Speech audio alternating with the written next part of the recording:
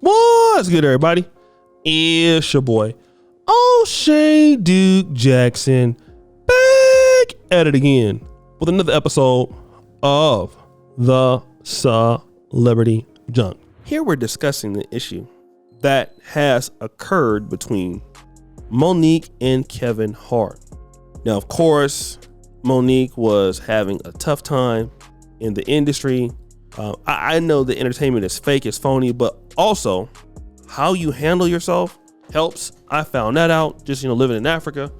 It's a lot of things that's phony in every kind of aspect of entertainment, but how you handle things, you might look like the villain because of, how you do things. And people are not going to look at the fact that, they're a piece of trash.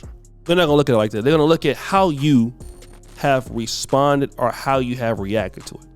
So this is what Monique was doing, going out, calling out everybody, going out, calling out this person, going to war with that person, and then subsequently getting blackballed.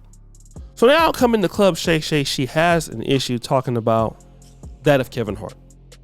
I want to go to the first comment there, the first part, and then I'm going to come back. Kevin Hart. Now, when Cat Williams said gatekeepers? Yeah. Kevin Hart, I do his podcast. Yes. And I want y'all to re-listen to the podcast so you can hear it for yourself. When he first comes on, he says, "You're like my mother. You're like my aunt. You're like my sister." Okay? Mm-hmm. Then we do the podcast. We speak about the Tyler Perry situation. Oprah Winfrey, he said, "I don't really know Oprah, but I'm going to reach out to Tyler." I appreciate that. Kevin kept his word. He reached out to Tyler Perry. Kevin Hart called me back about maybe a week or so later. He said, "Mo, I talked to Tyler." He said he don't want to revisit it. He said, "But I tell you what, let's move past that, Mo. Let's just move past that and let's just do great things." So whatever That's what Kevin said. I want you to hear me, Kevin Hart. Let's move past that, Mo. Let's do some great things together. Don't even worry about it. Whatever y'all want to do, I will partner with you. I'll executive produce with you. You just let me know what you want to do. Now, let me say that before we go any further, because I want to make sure I give Kevin Hart his proper credit. When my family was up against the wall, Kevin Hart wrote us a check and said, "Here you go." We're forever grateful for that. When we were able to give it back, we said, "Brother, we appreciate you," with some interest on top, because I don't ever want nobody to think Feel like they me and my husband.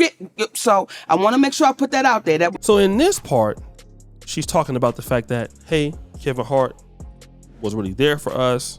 He gave us some money after coming on to his podcast, and he offered to really do, some help us out, executive produce it, get me back up there, right? But then let's listen to the next part, in which she talks about what Kevin Hart actually did. Then when he came back with, "I got you," I didn't ask Kevin Hart to do anything. He said, "I'll executive produce, I'll partner with you." I said, "Good shit, Kevin," because we're in a deal with Endemol, and we're trying to get our talk show back. Mo, whatever it is, I got you. Now, Kevin Hart is one of the biggest entertainers right now in the world, Correct. right? And was then. We got off the phone with Kevin Hart. We called Endemol immediately and said, Kevin Hart said, whatever we want to do, he got us. He's going to partner, executive use. They was like, "Oh, this is incredible," because when you put Kevin Hart name on it, you already know what it is. Correct. 2 weeks go by. We get a call from Endemol. Endemol says, "We just got a call from Kevin Hart's manager, Dave Becky." And Dave Becky said, "Kevin doesn't want anything to do with Monique. So whatever she told y'all, he doesn't want to do anything with her, nothing. He doesn't want any kind of relationship with Monique." So as you hear there, she's saying, "Listen, I called Kevin Hart. He's telling me no, that ain't the case." Even though the white guy came out there and called and said, "Hey, Kevin doesn't want a relationship." And Kevin's like, "No, I'm gonna call you back." And it's been 2 years and called him back. How did you let this white guy come in between me and you? That's what she's saying. Let me tell you something, all right? A lot of black people, we look at the white person as the conduit, right? But you got to understand, that conduit is being told what to do by that particular brother or sister. And that's something that we don't want to deal with in the black world. We have a problem with that, okay? But see, the thing is this. The situation is this. Kevin Hart is the one that was phony. Don't blame that white person. Kevin Hart said he was going to do something. He did not do it.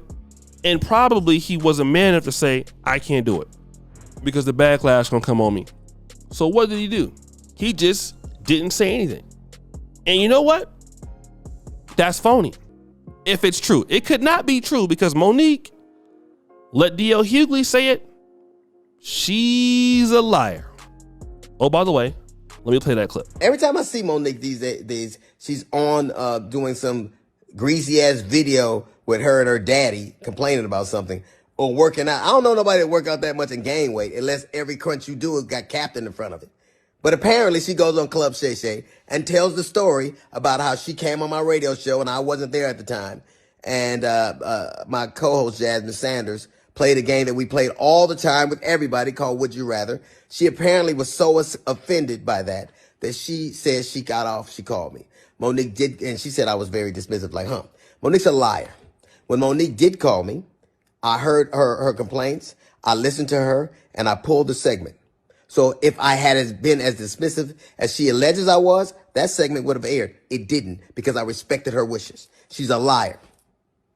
It's also befuddles the shit out of me how somebody who as a comedian talks as much shit about everybody else as she does. She has the temerity to be offended about anything as much shit as you say about people.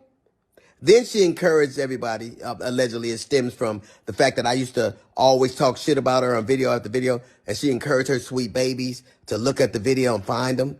Do that. Do exactly what she says. And you know what you're not going to find? You're not going to find any evidence of that because Monique is a fucking liar. She's lying about that. So I don't know who to believe, but I will say this. Entertainment industry is fake. Even YouTube is fake to a certain degree. It's a lot more real than I think what the industry is because I kind of work in the industry now, being in a small market like Uganda, but it is I'm talking about a lot of picture taking. I'm talking about a lot of lies, just like in the States, and a lot of over-promising and under-delivering.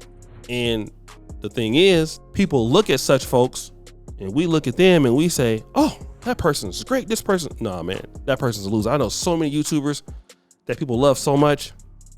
And man, if you really knew about them behind the scenes, man, all the lies they do. But the question is she telling the truth?